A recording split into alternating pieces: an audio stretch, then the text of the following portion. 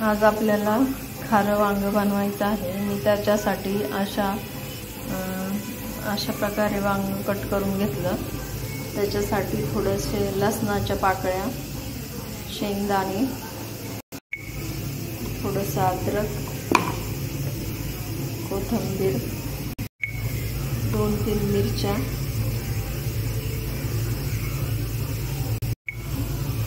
वाटणामध्ये थोडंसं मीठ। तुम्हाला ज्याप्रमाणे तिखट लागतं त्याप्रमाणे तुम्ही टाका। मला मीडियमच तिखट भाजी बनवायची आहे, त्याच्यामुळेच मी 3 मिरच्या घातल्या आहे। आता हे मिक्सरमध्ये फिरवून घेते। तेलामध्ये थोडी मोहरी टाकायची, ती छान तडतडून घ्यायची।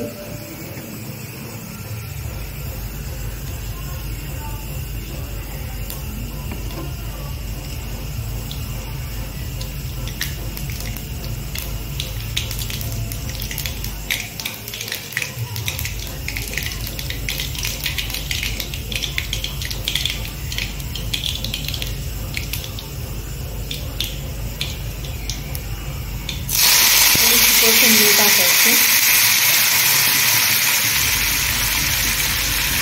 थोडी हळद टाकायची,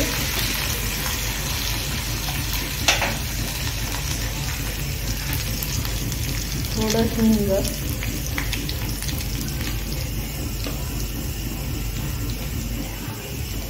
हे वांगे कट करून ते टाकून द्यायचे त्यामध्ये।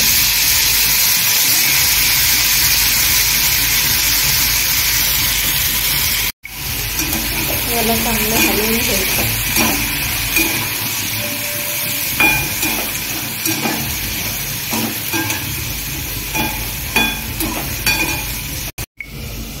त्यावर मी झाकण ठेवते 2-3 मिनिटांसाठी।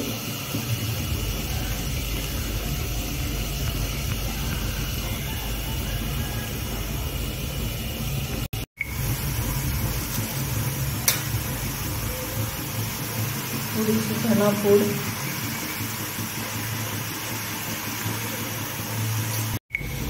याच्यामध्ये हा वाटलेला मसाला टाकून घेते।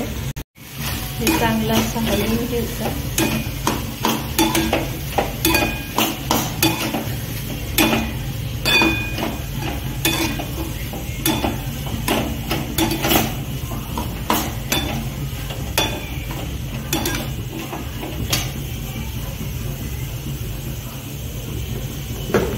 याला झाकण ठेवून घ्यायचं।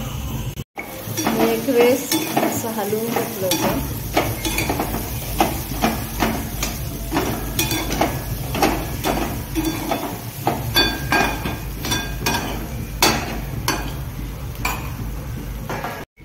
तर हे आम्ही ताटावरतीच मसाल्याचं पाणी टाकणार आहे। असं मी याच्यावरच पाणी गरम करायला ठेवलं।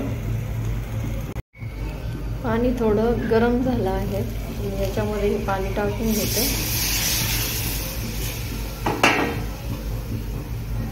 त्याला परत हलवून घेते।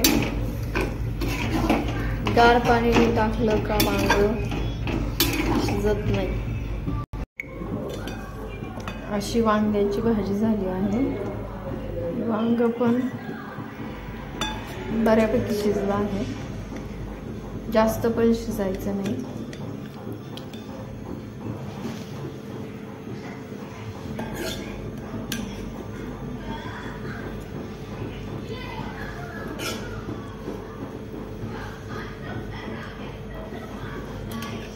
ही भाजी तुम्ही ज्वारीच्या भाकरीसोबत किंवा पोळीसोबत किंवा बाजरीच्या भाकरीसोबत खूप टेस्टी लागते। नक्की ट्राय करा। चला तर आता